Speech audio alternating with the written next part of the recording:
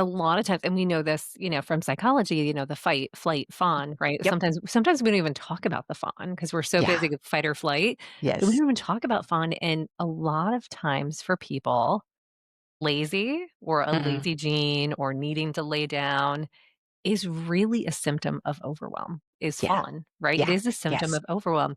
So if you are in a place where you wanna exercise or you wanna choose differently or you wanna be adventurous and go out this January, but you also feel the same tugging, this is your fawn kicking in, right? It is the overwhelm stealing all the energy. Like you said very dynamically, like your body tightens up. It Mhm. uses all your energy. You're going into you're trying to reserve all your energy in that Yeah. moment Yeah. because of the discomfort. But like you said, if we lean into why does this scare me? Mhm. Why am I tensing up?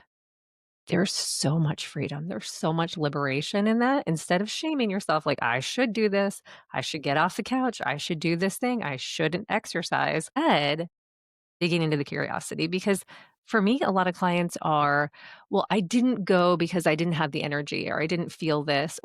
I said, "Okay, great. Well, is there a chance you were afraid to go?" "No, no, no, Mhm. no, that's not me, that's not me. I'm not afraid of anything." "Okay, well, let's pull our ego out for a second and ask ourselves a question. When we walk into a new space, whether it's an office, whether it's a party, whether it's a gym, right?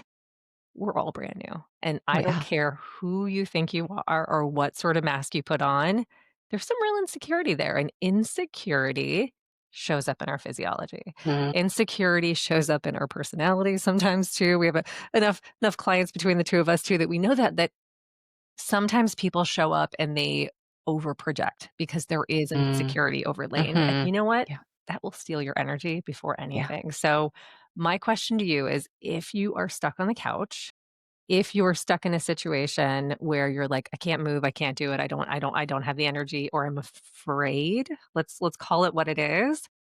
Speaking to that fear, speaking to that moment or that part of you, give it Mhm. a name, whatever that is, right? Yeah. And say, "Hey, Stan, I can tell that you're really afraid right now. You don't have to say it out loud to anybody else. It's just us. You're safe here in your body. What might it look like if we tried this one time?"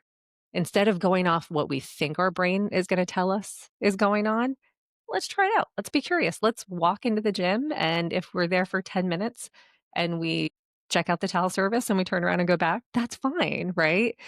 And that's the message today, right? That's the whole thing where it's like digging into the curiosity of what's holding you back. Another beautiful question you can ask that part is, I mean, I love where you're going, right? It's really kind of softening it, validating it, like, let's make this kind of feel small enough to kind of feel doable. The other thing you Mhm. can do is you can ask that part, what do you need to feel safe enough to Oh, go I to the gym? love that. I love that. Yeah. Yes. So, and then we let that part answer instead of just trying to kind of like convince it.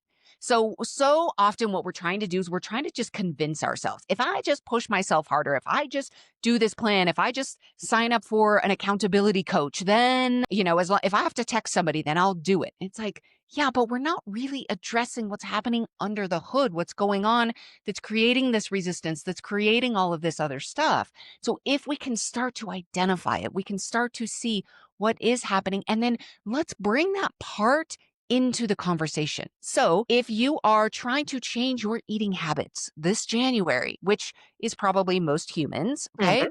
So here's what we can do. We can, instead of saying, all right, no sugar, I'm not going to eat any sugar at all, whatever it is. And we kind of like have all of these rules of what we're going to do. What we want to do is we want to bring the part who really likes to eat the sugar, who Mhm. likes to eat the cookies and the cakes and the whatever else, bring that part into the conversation and say, all right, what would make sense? What would make this feel safe enough for Mhm. us to make some changes around what we're doing here? Bring that part in, because here's what happens is this part is never consulted when January rolls around and everybody says, I'm going to get serious. I'm going to, change all of these things. We have the manager with the checklist and all the rigid rules of the ways that we're going to be good this year. Perfect. Yes. Yep. And then this part's like, hey, nobody asked me. Nobody brought me into the conversation.